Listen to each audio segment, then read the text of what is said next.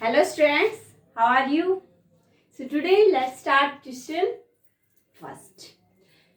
So in this exercise first, अगर आपने किसी ने वो वीडियो नहीं देखी है इंट्रोडक्शन वाली तो आप वो वीडियोस देख लीजिए जिसमें आपको रेशियो, परसेंटेज और इंटरेस्ट के बारे में बताया है. So this question says that find the ratio of first part is 5 rupees to 50 पैसे. अब स्टूडेंट्स आपको पता है मैंने पहले भी बहुत बार मैं ये एग्जांपल बताती हूँ आपको कि अगर किन्हीं दो बच्चों की रेस लगवानी है तो वो बच्चे क्या होने चाहिए. आप ओलंपियाड्स में जो भी आप क्रिकेट देखते हो हमेशा जब भी आप क्रिकेट है कोई भी आप गेम देखते हो या कोई क्लास का टेस्ट है तो वो सेम बच्चों में होता है. या तो उनकी एज जो डिफरेंस है रेस लगवा रहे हैं तो उनकी एज देखेंगे, टेस्ट करवा रहे हैं तो उनकी क्लास देखेंगे.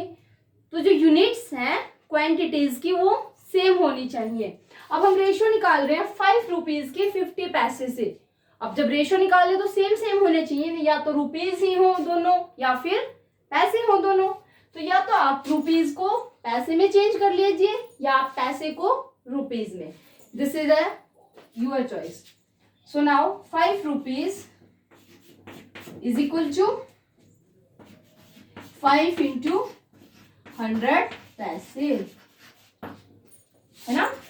हम रुपीज को पैसे में चेंज करते हैं. आप पैसों को रुपीज में भी चेंज कर सकते थे, वो बाद में देखेंगे. एक बार रुपीज को पैसे में चेंज करते हैं. अब नाउ रेशियो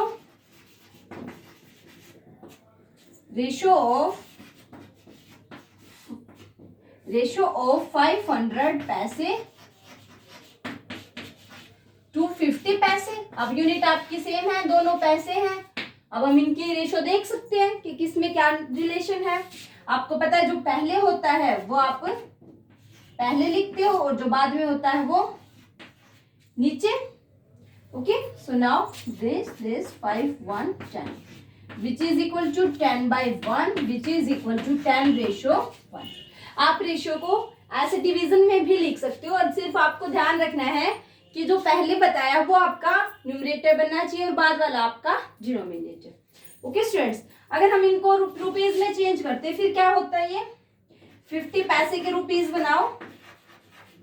50 पैसे is equal to 50 divided by 100. आपको पता है 1 रुपीज इक्वल टू 100 पैसे.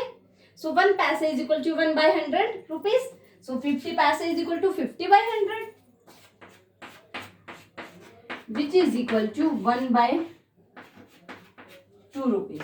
अब आपको रेशियो निकालनी है किसकी, 5 रुपीज की 50 पैसे से, मतलब 1 by 2. मतलब क्या कर रहे हैं हम एक्चुअल में 5 को डिवाइड कर रहे हैं 1 by 2 से. अब आपको पता है जब ये मल्टीप्लाई होगा तो क्या होगा इसका reciprocal. 5 into 2 divided by 1 10 by 1. Same आया आपका. जैसे ही आपने डिवाइड किया तो भी आपका जो आंसर है वो सेम है 10 by 1. सेम आपका 10 रेशियो 1. ओके स्टूडेंट्स, ये आपके ऐसे पार्ट्स बिल्कुल सेम होते हैं, कोई डिफरेंस नहीं है. नाउ 15 किलोग्राम टू 210 ग्राम. आपको ये भी सेम क्वांटिटी बनानी है तो आप क्या करो, पहले 15 किलोग्राम को चेंज कर लो by unitary method. Unitary method क्या होता है, हम क्या करते हैं 1 kilogram is equal to 1000 gram. Now 15 kilogram is equal to 1000 into 15 which is equal to 15,000 gram. ऐसे ही करते हो ना आपके यूनिटरी मेथड से. आप पहले मैं आपको कहूं 5 पेंसिल इतने रुपए की आती हैं तो 7 बताओ. अगर आपको रेट बताओ और 5 पेंसिल्स, देन अगर आपको फिर 7 पेंसिल का निकालना है तो आप क्या करोगे, पहले यूनिटरी मेथड से 1 पेंसिल का रेट निकालोगे. ये यूनिटरी मेथड होता है जिसमें आपको यूनिट की वैल्यू पता होनी चाहिए, 1 वाली वैल्यू. सो 15 ग्राम. अब आपको रेशियो निकालनी है. Ratio is equal to ratio of 15 kilogram to 210 gram. 15 पहले है तो ये पहले होना चाहिए. 15,000 डिवाइडेड बाय 210. ये 3 से होगा. 3 7 जा 21, 3 5 जा 15, 0 0.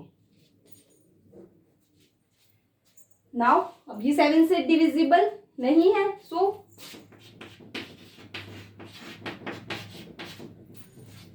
Okay students, so 500:7. This is our ratio of 15 kilogram to 210 gram. Now your C part is 9 meter to 27 centimeter.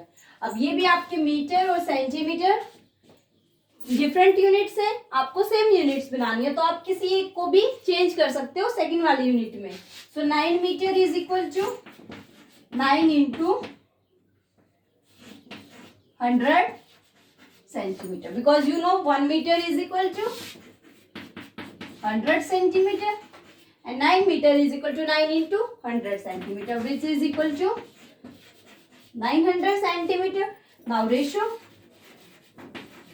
is, पहले 9 है, means numerator is 900, then 27. Okay, आप 3 से इसको सिंप्लीफाई करो.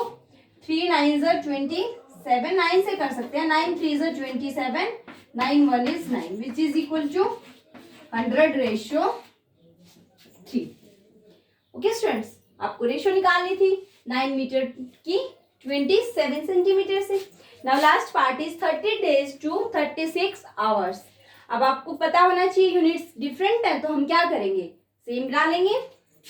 अब ना 1 day इज इक्वल टू, ये डी पार्ट है अपना, 1 day is equal to 24 hours. 24 hours कितने, 30 days. 30 days is equal to 24 into 30. ऐसे डिनोट कर देते हैं हम HRS से, आप HOURS लिख सकते हैं. सो मल्टीप्लाई करो. 0 3 4 12, 3 2 6 plus 1 7. नाउ रेशियो इज, आपको पता है 30 days पहले है, तो 30 days वाली क्वांटिटी आपकी न्यूमरेटर होगी, which is equal to 720 and denominator is 36. Now 36, 1 is 36, 36 2s are, so 20/1, which is equal to 20:1.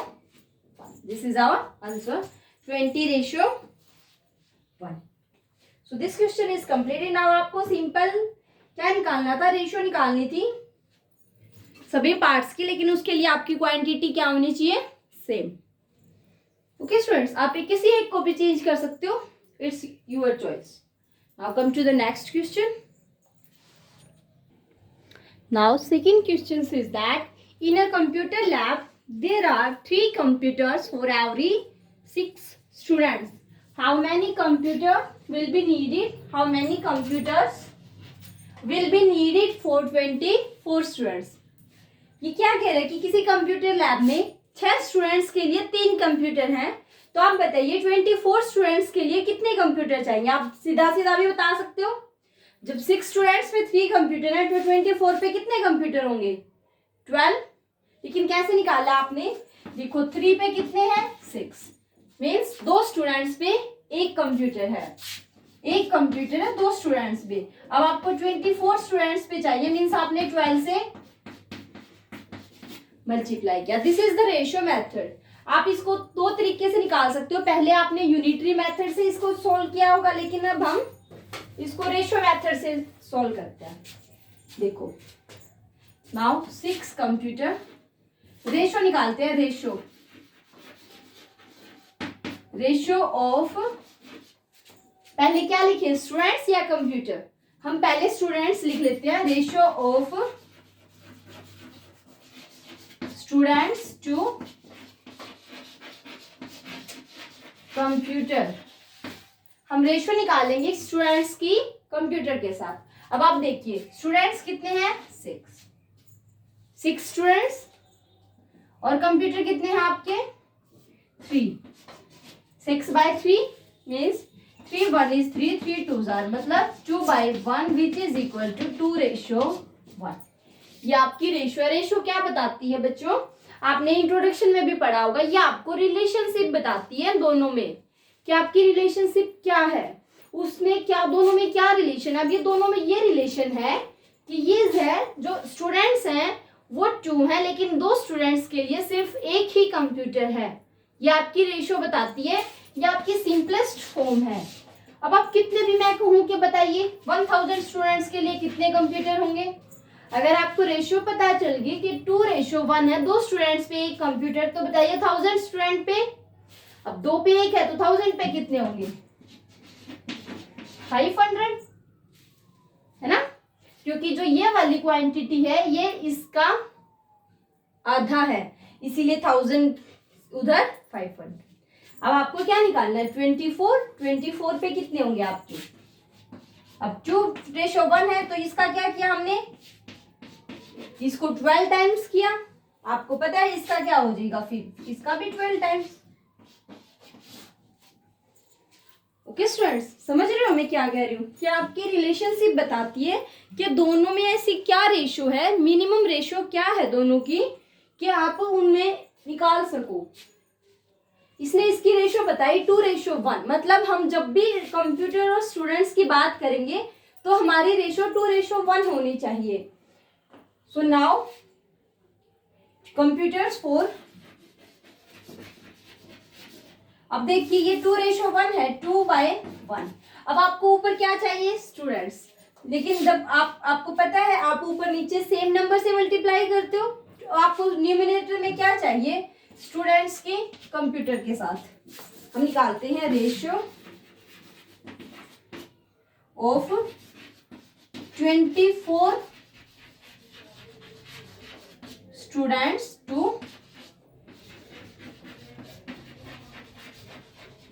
Computer. देखिए आप 2:1 थी, अब न्यूमरेटर में हमें क्या चाहिए, 24। 24 कब बनेगा, जब हम 12 से ऊपर मल्टीप्लाई करें और 12 से नीचे, ऊपर नीचे दोनों से 5th क्लास में पढ़ते थे इक्विवेलेंट फ्रैक्शन, आपने इसका इक्विवेलेंट फ्रैक्शन निकाला विच इज 24/12।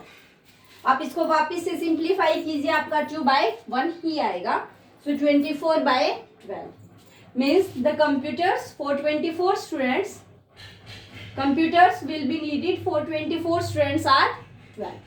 आप इसमें ये वाली लाइन लिखेंगे, यहाँ से computers will be needed for 24 students are 12। Okay, 12 students के लिए, 24 स्टूडेंट्स के लिए हमें 12 कंप्यूटर्स की नीड होगी। ओके स्टूडेंट्स, मैं एक मेथड से और इसी सेम क्वेश्चन को करवाती हूँ आपको, देखना। ये तो रेशो समझाने वाली बात थी, आप क्वेश्चन यूनिटरी मेथड से भी कर सकते हो। हम x मानते हैं, लेट। आपको इक्विवेलेंट फ्रैक्शन पता है ना, इक्विवेलेंट फ्रैक्शन क्या होता है, आप 1/4 का इक्विवेलेंट फ्रैक्शन निकालिए, 4 इक्विवेलेंट फ्रैक्शन निकालिए। आप क्या करते थे, 2 से मल्टीप्लाई करते थे, 2/8, एक बार आप इसको 3 से मल्टीप्लाई करते थे, 3/12, एक बार 4 से, आप ऐसे इक्विवेलेंट फ्रैक्शन निकालते थे ना। सेम आप इक्विवेलेंट रेशियो भी निकाल सकते हो। अब 2:1 है, इसकी इक्विवेलेंट रेशियो निकालिए, मींस 2/1 इक्विवेलेंट निकालिए, 2 से मल्टीप्लाई करते हैं, 4/2, फिर 2/1 को 3 से मल्टीप्लाई करते हैं, 6/3। ये आपकी क्या है, इक्विवेलेंट रेशियो। मींस जो 2:1 थी वो इक्विवेलेंट है किसके, 6:3 के। आप देख सकते हैं रेशियो का मतलब division, 2/1 equal means equal, 6:3 means 6/3। आप देखिए दोनों सेम है। चेक कैसे करते थे इक्विवेलेंट फ्रैक्शन को, क्रॉस मल्टीप्लिकेशन से, 3 2 जा 6 इज इक्वल टू 6 1 जा 6। अगर इक्वल है मींस आपका फ्रैक्शन इक्विवेलेंट है, अगर ये इक्वल नहीं है means your fraction is not equivalent. Okay students, so हम इसको उस पार्ट से करने वाले थे, उससे क्या करेंगे, हम यूनिटरी मेथड लगाते हैं। जैसे मैंने आपको पेंसिल वाला एग्जांपल दिया था, आपके हम लेट मानते हैं, let computers for 24 students be x. हमने मान लिया 24 स्टूडेंट्स के लिए एक्स कंप्यूटर है। तो नाउ अब आपको पता है रेशियो क्या होंगी, दोनों इक्विवेलेंट। देन अब देखो आप x, पहले हम स्टूडेंट्स लिखते हैं, पहले कंप्यूटर लिखते हैं। x रेशियो 24 के लिए इक्वल होगा, कंप्यूटर कितने हैं, 3:6 के लिए, means x/24 is equal to 3/6।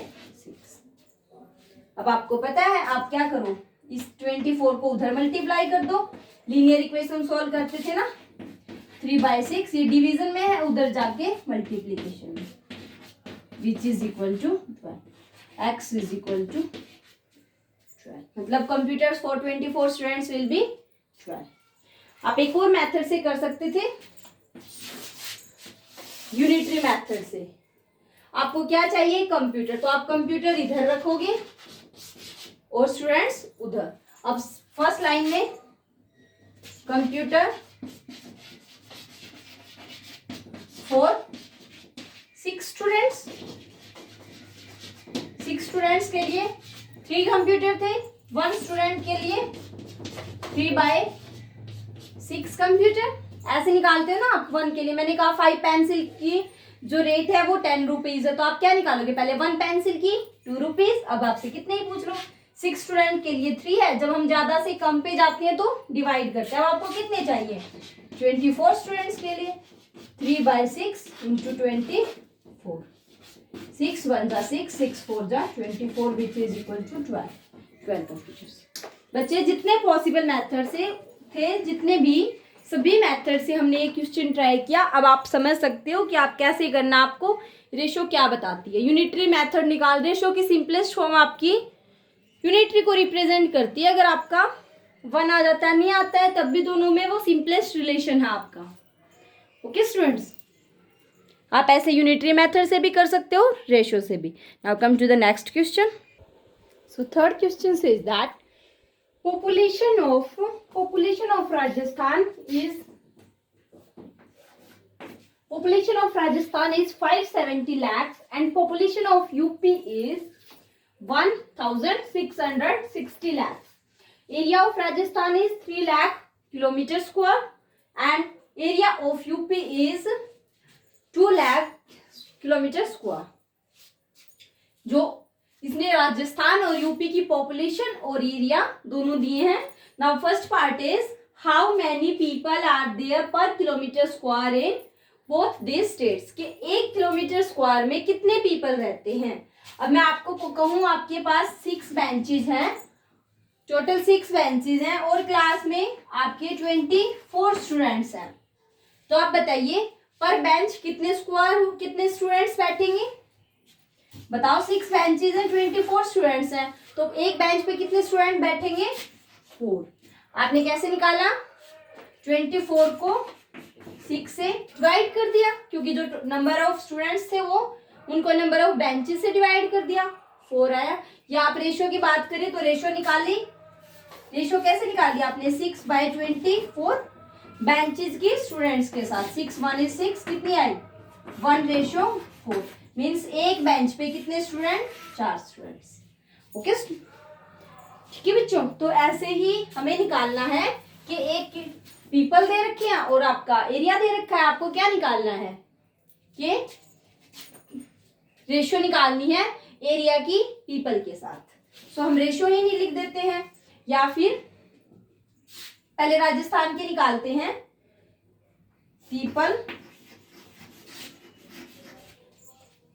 People of Rajasthan पर किलोमीटर स्क्वायर। पहले राजस्थान के पीपल निकालते हैं पर किलोमीटर स्क्वायर। देखो अब मैंने पहले पीपल लिखे हैं, उसके बाद किलोमीटर स्क्वायर, मतलब आपको पहले पॉपुलेशन लिखनी है और उसके नीचे area. So 570 lakh divided by area of Rajasthan is 3 lakh, which is equal to 3 1 is 3.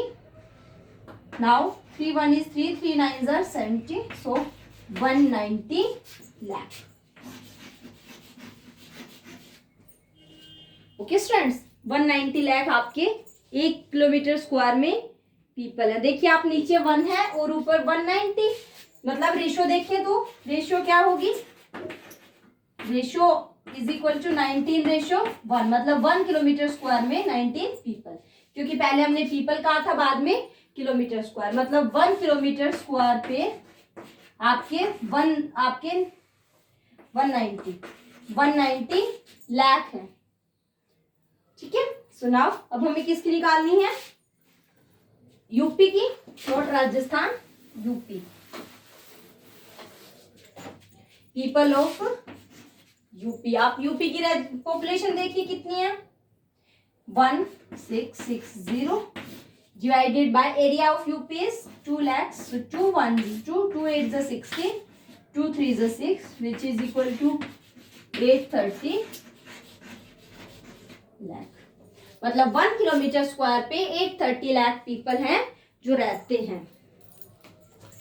Okay students, आप यूनिटरी मेथड से भी निकाल सकते थे, सेम वैसे आपने यूनिटरी मेथड से ही निकाला है। ओके कि 520 लैक्स आप वैसे भी निकाल सकते थे इसको, कैसे कि 570 लैक्स पीपल आर 570 लैक्स कितने उस पे रहते हैं,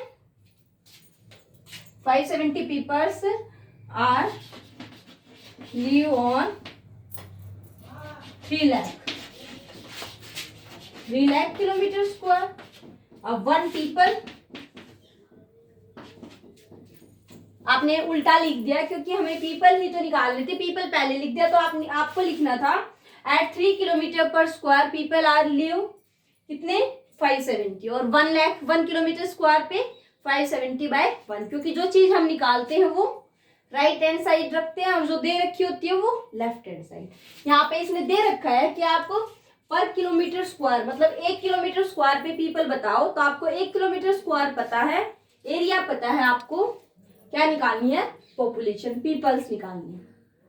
okay students, so now next and last part of this exercise is second part में इसने पूछा which state is less populated, कि आप लेस पॉपुलेटेड कौन सी स्टेट है, कम किस स्टेट में रहते हैं। अब आपने देखा इन यूपी आपकी कितनी थी पॉपुलेशन, इन यूपी पॉपुलेशन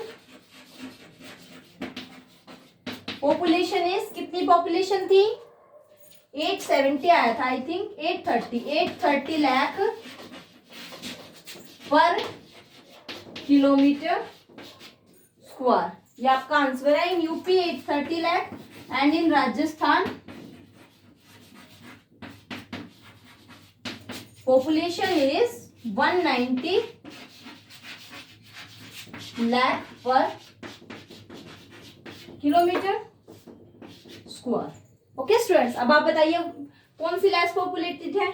यहाँ तो आपकी 1 किलोमीटर स्क्वायर में इतने पीपल्स रहते हैं और यहाँ इतने। ओके, लैख क्यों लिख रखा है, सॉरी लैख नहीं आएगा, आई एम सॉरी लैख नहीं आएगा, 830 पीपल, बिकॉज जो पॉपुलेशन है वो भी लाख में थी और जो एरिया वो भी लाख किलोमीटर स्क्वायर में। ओके, सो लाख नहीं आएगा, 830 पीपल, 830 पीपल। अब आप देखिए यहाँ तो 1 किलोमीटर स्क्वायर पे 830 पीपल रहते हैं और यहाँ 1 किलोमीटर स्क्वायर पे 190 पीपल रहते हैं, तो कौन सी लेस पॉपुलेटेड हुई। सो अब मैं बात कहूं, यहाँ पे एक बेंच पे इतने बच्चे बैठते हैं, यहाँ एक बेंच पे इतने, तो कौन सी क्लास में कम बच्चे हुए, इस क्लास में कम मिलेंगे ना। So Rajasthan is less populated. Okay students, sorry for this, मैं ध्यान नहीं, लैख नहीं आएगा बिकॉज 830 पीपल रहते हैं ना। अगर इसने कुछ और यूनिट सेम दे रखी थी तो लैख आपका नहीं आएगा, इतने पीपल रहते हैं। Okay, so this exercise is completed now. Do this exercise in your fair notebook. If you have any kind of problem, then comment me in the comment box. Okay students, have a nice day.